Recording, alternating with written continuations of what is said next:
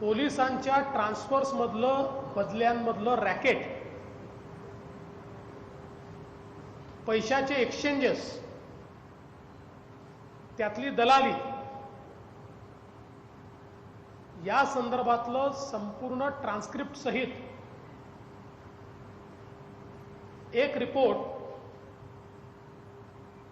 हा तत्कालीन पोलीस महासंचालक श्री सुबोध जयस्वाल यांनी सादर केला होता। तेव्हाच्या कमिशनर इंटेलिजन्सच्या थ्रू तो रिपोर्ट माननीय मुख्यमंत्र्यांकडे गेला होता। तो रिपोर्ट मुख्यमंत्र्यांकडनं गृहमंत्र्यांकडे गेला आणि त्याच्यावर कुठलीही पुढची कारवाई झाली नाही। सुबोध जयस्वाल यांच्यासारखा एक प्रामाणिक अधिकारी महाराष्ट्र सोडून केंद्रीय सेवेमध्ये, कारण महाराष्ट्राचं पोलीस महासंचालक पद हे देशातलं एक सगळ्यात महत्त्वाचं पद मानलं जातं, परंतु ते पद सोडून केंद्राच्या सेवेत 1.5 वर्ष असताना 2 वर्ष असताना त्या ठिकाणी निघून गेले। याचं कारणच हे होतं की इतकं भयानक सगळं प्रकरण प्रॉपर चॅनलनी रेकॉर्डवर आणून मुख्यमंत्र्यांकडे सादर केल्यानंतर त्याची साधी इन्क्वायरी देखील त्यावेळी शासनाने लावली नाही। आणि मुळात हे जे काही प्रकरण होतं यामध्ये महाराष्ट्राच्या इंटेलिजन्सला फार मोठं बदल्यांचं रॅकेट हे चाललंय, काही दलाल पैसे खातायत आणि त्याच्यामध्ये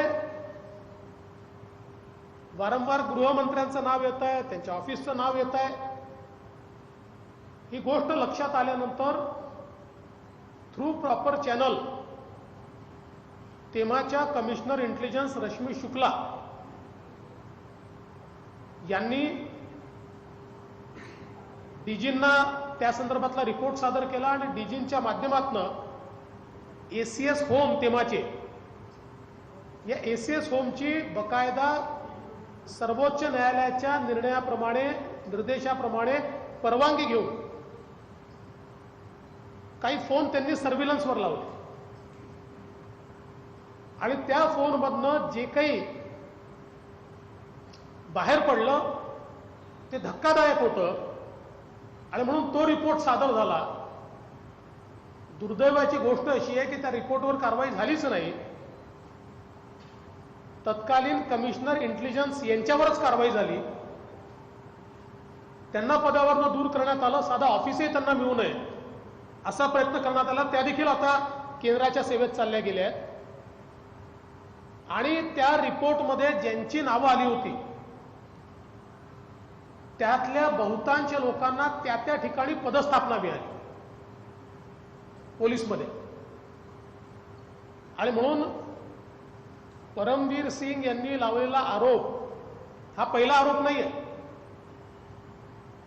मी आता माननीय पवार साहेबांची प्रेस कॉन्फरन्स देखील बघितली आणि ते असं म्हणाले की त्यांची बदली होत असल्यामुळे त्यांनी हा आरोप लावला, पण सुबोध जयस्वालांची तर बदली नव्हती, रश्मी शुक्लांची बदली नव्हती।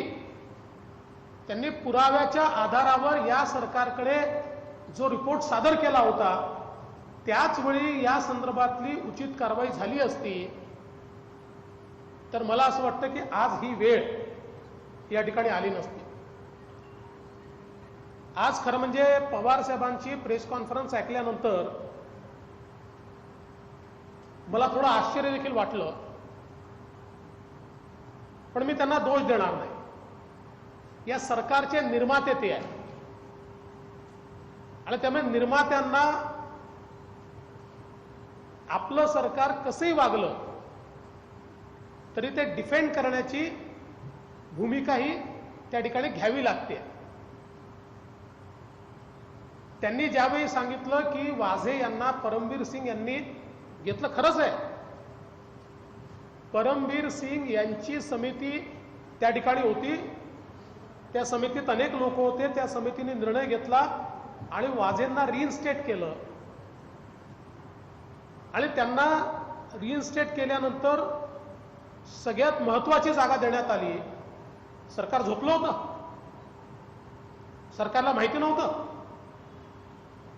सरकारला नियम नाही माहिती, मुख्यमंत्र्यांना गृहमंत्र्यांना नियम नाही माहिती. एखाद्या व्यक्ती सस्पेंड असलेला जर तुम्ही काही कारणाने परत घेतला त्याला एक्झिक्युटिव्ह पोस्ट देता येत नाही, हे सरकारला माहिती नाही आहे.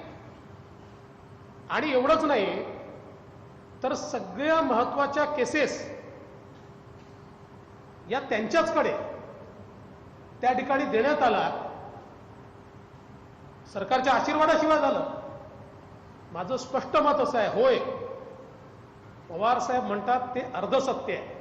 हे खरंच आहे की परमवीर सिंग यांच्याच कमिटीने वाझे यांना त्या ठिकाणी त्यांचं सस्पेन्शन कॅन्सल करून पदावर घेतलं. पण त्याचं पुढचं वाक्य ते विसरले की मुख्यमंत्र्यांच्या आणि गृहमंत्र्यांच्या आशीर्वादाने आणि निर्देशाने हे काम परमवीर सिंग यांनी केलं. आणि म्हणूनच एपीआय दर्जाचा व्यक्ती हा त्या ठिकाणी इतक्या महत्वाच्या पदावर गेला आणि त्या महत्वाच्या पदावर त्या ठिकाणी त्यांनी काय केलं हे आपण सगळ्यांनी बघितलं. दुसरं, माननीय पवार साहेब असं म्हणाले की आता या घटनेची चौकशी जुलिओ रिबेरो साहेबांनी करावी. रिबेरो साहेबांबद्दल सर्वांनाच आदर आहे. त्यांचं वय, त्यांचा अनुभव. महत्वाची गोष्ट अशी आहे, ही चौकशी केवळ परमवीर सिंगांची की या घटनेची, म्हणजे फक्त परमवीर सिंगांची की गृहमंत्र्यांची देखील. आणि मग माझा सवाल आहे, पदावर असलेल्या गृहमंत्र्यांची चौकशी अनेक वर्षापूर्वी रिटायर झालेले डीजी हे करू शकतात.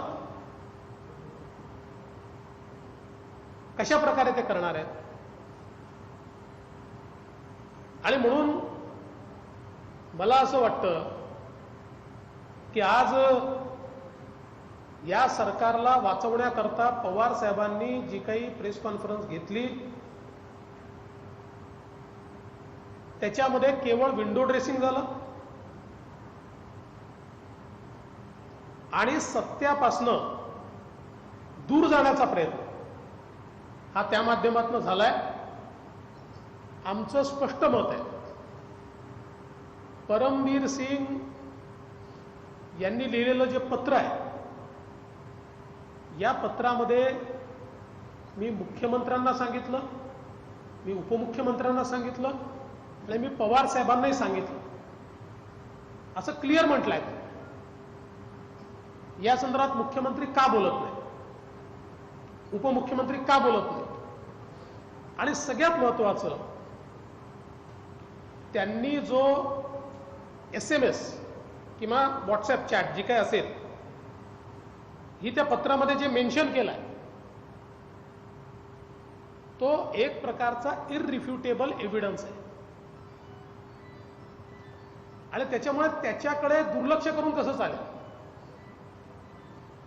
एखादा पुरावा घटनेनंतर जनरेट झाला असेल तर वेगळी गोष्ट आहे, पण त्यांच्या बदलीच्या आधीचा असा जर पुरावा ते दाखवत असतील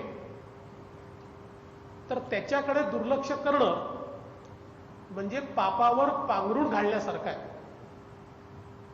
आणि म्हणून आमची मागणी आहे, स्पष्ट मागणी आहे, या संदर्भातली जबाबदारी फिक्स झालीच पाहिजे.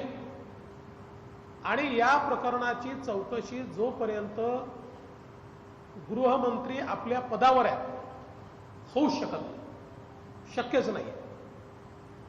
त्यामुळे गृहमंत्र्यांचा राजीनामा घेऊन ही इन्क्वायरी केली पाहिजे.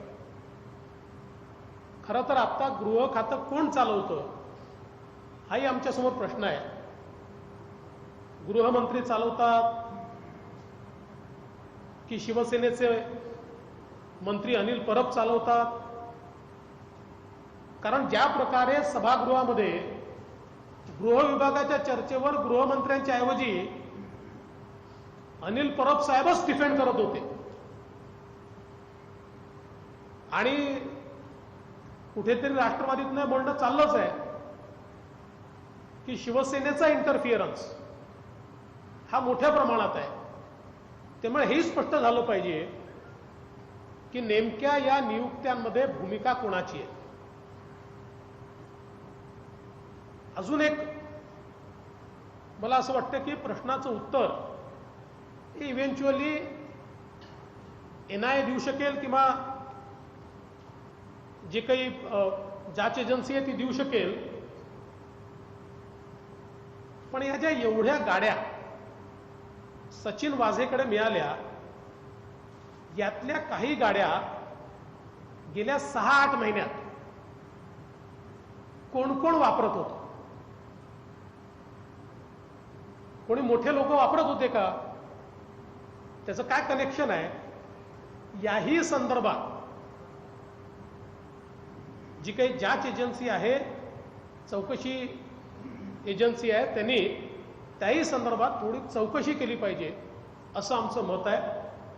भारतीय जनता पक्षाने आज आंदोलन सुरू केलं आहे आणि जोपर्यंत महाराष्ट्राची प्रतिमा मलिन करणारं हे जे कार्य आहे यातनं गृहमंत्र्यांचा राजीनामा आणि या प्रकरणाचा छडा लागत नाही तोपर्यंत हे आंदोलन सुरू राहील असा इशारा देखील आमचे अध्यक्ष चंद्रकांत दादा पाटील यांनी दिला आहे. आज हम सभी जानते हैं कि परमवीर सिंह मुंबई के एक सीपी, इन्होंने जो लेटर भेजा है, जो पत्र भेजा है और एंटीलिया बॉम्ब केस में वाजे इनकी अरेस्ट के बाद जिस प्रकार से घटनाएं घटी है उसके चलते महाराष्ट्र की सरकार पर एक सवालिया निशान खड़ा हुआ है. लेकिन होम डिपार्टमेंट के कारोबार पर प्रश्न उपस्थित करने वाले परमवीर सिंह ये पहले व्यक्ति नहीं है. इससे पहले महाराष्ट्र के सर्विंग डीजी, जो अभी डीजी सीआईएसएफ है, श्री सुबोध जायसवाल जी, इन्होंने होम डिपार्टमेंट में होने वाली रिश्वतखोरी, हफ्ताखोरी और तबादलों में होने वाली दलाली, इसके ऊपर एक एक्सटेंसिव रिपोर्ट ये माननीय मुख्यमंत्री जी को हैंडओवर की है. जिस समय यह ध्यान में आया था कि बड़े पैमाने पर पैसे का लेन देन ट्रांसफर्स में हो रहा है और कुछ दलाल ये सरकार के कुछ लोगों के साथ मिलकर और गृह मंत्रालय के भी, गृह मंत्री के कार्यालय के भी और गृह मंत्री जी का नाम लेकर भी इस प्रकार से पैसे का लेन देन कर रहे हैं. उस समय की कमिश्नर इंटेलिजेंस श्रीमती रश्मि शुक्ला, इन्होंने ये बात डीजी साहब के ध्यान में लाकर दी.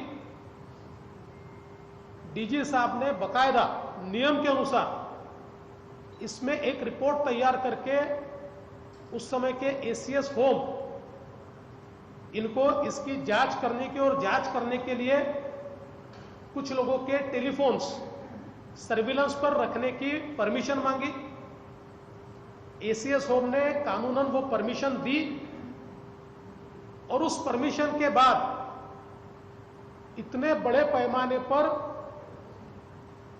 इंटरसेप्शन हुआ और जिसमें बहुत बड़े पैमाने पर रिश्वतखोरी, पैसे की हेराफेरी, ट्रांसफर पोस्टिंग के लिए बड़ी दलाली, इसके सारे एविडेंस, सबूत ये सामने आए, उन सबूतों के आधार पर सीओआई ने रिपोर्ट तैयार की। डीजी साहब ने उस रिपोर्ट को थ्रू एसीएस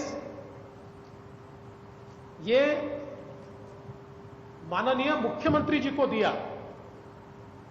होना तो यह चाहिए था कि उसका सीरियस कॉग्निजेंस लेकर माननीय मुख्यमंत्री जी ने उसके ऊपर कमेटी सेटअप करके और उसका पर्दाफाश करने की आवश्यकता थी। उसकी जगह मुख्यमंत्री जी ने वो रिपोर्ट गृह मंत्री जी को शेयर की और उसके बाद कमिश्नर इंटेलिजेंस को अपने पद से हटाया गया। और आश्चर्य की बात यह हुई कि डीजी के ऊपर, सुबोध जायसवाल जी के ऊपर यह दबाव बनाया गया कि जिनके नाम उस पूरे दलाली के रैकेट में बार बार आते हैं, ऐसे कई अफसरों को उसी जगह पर जहां दलालों के इंटरसेप्शन में उनको देने की बात कही गई है, वहीं पर उनको पोस्टिंग देने की बात कही गई। और जिसको डीजी सुबोध जायसवाल जी ने विरोध किया। और जब ये बातें नहीं मानी जा रही है और उनको वहीं पर पोस्टिंग दिया जा रहा है, ये ध्यान में आया तो सुबोध जायसवाल जी सेंट्रल डेपुटेशन पर सीआईएसएफ में चले गए। अभी तो सीओआई भी उस समय की सेंट्रल डेपुटेशन में चली गई है, लेकिन उस समय अगर ये रिश्वतखोरी, दलाली अगर रोकी जाती और कार्रवाई होती तो आज की ये परिस्थिति हमको देखने को नहीं मिलती। और वो रिपोर्ट अभी भी सरकार के पास मौजूद है। सरकार, मुझे पता है, उसको बाहर नहीं निकालेगी, लेकिन मैं दावे के साथ और पुख्ता जानकारी के साथ कह सकता हूं कि सरकार के पास इनवर्ड वो रिपोर्ट हुई है। आज मैंने माननीय पवार साहब की प्रेस कॉन्फ्रेंस भी देखी और इस सरकार को बचाने की जिम्मेदारी ये पवार साहब ने अपने कंधे पर ली है। इस सरकार को मैन्युफैक्चर ही पवार साहब ने किया है और इसलिए वो ये मानते हैं कि उनकी जिम्मेदारी है कि उनका जो प्रोडक्ट है उसको वो सेफगार्ड करे। और इसलिए माननीय पवार साहब ने आज जो बातें अपनी प्रेस में कही, मुझे लगता है कि कुछ बातें महाभारत में नरोवा कुंजरोवा, अश्वत्थामा मरे लेकिन हाथी मरा या व्यक्ति मरा, इस प्रकार से उन्होंने आधी बात कही। ये बात सही है कि वाजे इनको नियुक्त करने के लिए एपिलेट कमेटी, ये परमवीर सिंह इनकी अध्यक्षता में ही थी। नियम के अनुसार उनकी अध्यक्षता में वो कमेटी होती है, उस कमेटी ने निर्णय लिया। लेकिन वो निर्णय लेने के बाद सबसे महत्वपूर्ण जगह वाजे को दी गई। सारे महत्वपूर्ण केसेस वाजे इनको दिए गए। क्या सरकार को यह पता नहीं था? क्या मुख्यमंत्री और गृहमंत्री सोए थे? क्या उनको इसकी जानकारी नहीं थी? ये बात सही है, श्री परमवीर सिंह इनकी कमेटी ने वाजे इनको रीइंस्टेट किया, लेकिन उसके बाद पवार साहब ने यह भी कह देना चाहिए कि मुख्यमंत्री और गृह मंत्री के इंस्ट्रक्शन पर किया। उनके ही कहने पर उनको वो महत्वपूर्ण जगह दी गई और सारे केसेस जो उनके अख्तियार में नहीं भी आते, सीआईयू के अख्तियार में नहीं भी आते, वो सारे केसेस उनको दिए गए। बिना आशीर्वाद के ये चीजें नहीं हो सकती। और मैं तो पूछना चाहता हूं कि सचिन वाजे ये कितने बार गृह मंत्री के पास दिखे? इसका भी कहीं ना कहीं जवाब आना चाहिए। तो इसलिए अपने ऊपर की बात टालने की बात, ये जो पवार साहब ने कही है, मैं उससे सहमत नहीं हूं। सरकार के आशीर्वाद से वाजे उस जगह पर आए थे। दूसरी बात माननीय पवार साहब ने यह कही कि जूलियो रिबेरो जी ये इसकी जांच करे। मैं सवाल पूछना चाहता हूं, जूलियो रिबेरो जी बहुत आदरणीय व्यक्तित्व है, पुलिस महकमे में उनका नाम बड़ा है, उनकी उम्र भी काफी है, अनुभव भी बड़ा है।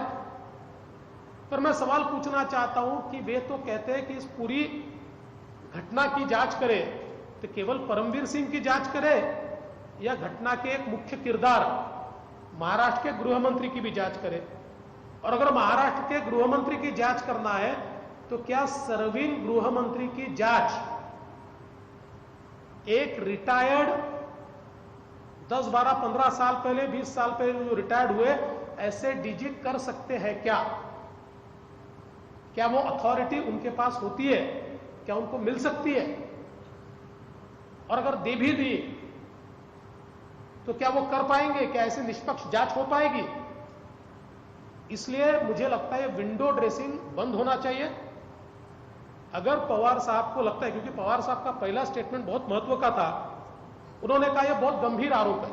अगर आरोप गंभीर है तो सबसे पहले गृह मंत्री को उनके पद से हटाया जाना चाहिए और उसके बाद इस प्रकार की जांच होनी चाहिए। हमारा तो कहना है, वैसे तो जांच सेंट्रल एजेंसीज ने की जानी चाहिए, लेकिन अगर आपको नहीं है विश्वास तो कोर्ट मॉनिटर्ड कीजिए, कोर्ट मॉनिटर्ड इंक्वायरी,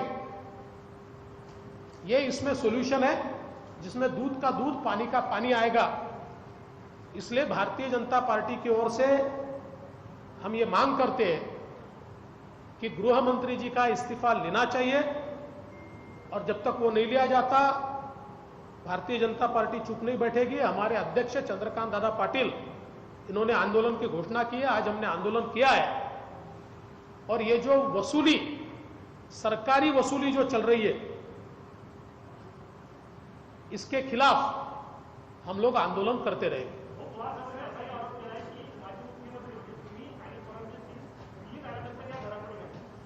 नाही, मी त्यांचं म्हणणं त्या ठिकाणी ऐकलं। ते म्हणाले माझ्याजवळ कुठलाही असा पुरावा नाही आहे, मी दिल्लीत होतो तर ओपनली होतो, मी तर लपून नव्हतो दिल्लीमध्ये, मी तर दिल्लीला जाऊन प्रेस कॉन्फरन्स घेतली आहे।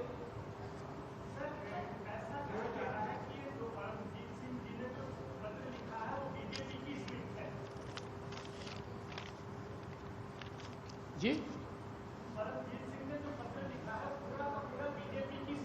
तो फिर वाजे ने जो किया वो शिवसेना की स्क्रिप्ट है क्या?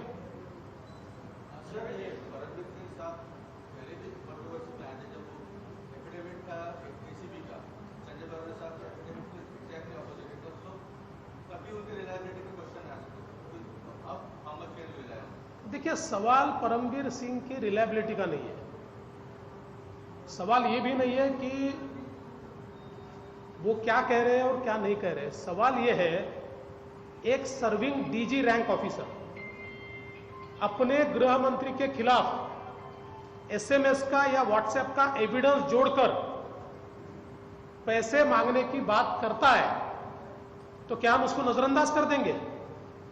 क्या हम उसको छोड़ देंगे? ये रिटायर्ड ऑफिसर नहीं है, सर्विंग ऑफिसर है, डीजी रैंक का ऑफिसर है और इसलिए उनकी रिलायबिलिटी के ऊपर अलग क्वेश्चन किसी को लगाना तो लगा सकता है, पर क्या इससे गृह मंत्री जी को रिलायबिलिटी मिल जाएगी? और मैं तो उसके आगे की बात कह रहा हूं कि परमवीर सिंह तो दूसरे आदमी है, पहले आदमी तो सुबोध जायसवाल है जिन्होंने ऑफिशियल चैनल से अपना रिपोर्ट दिया हुआ है।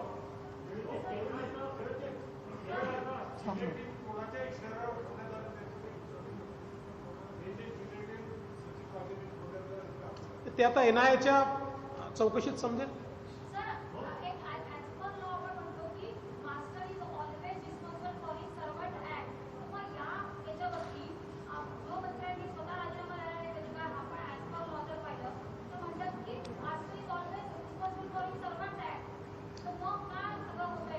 नाही, सर्वंटच्या ऍक्ट करता मास्टर रिस्पॉन्सिबल आहे हे सोडून द्या, हे दूरची गोष्ट आहे। डायरेक्ट मास्टरवर त्यांचे अधिकारी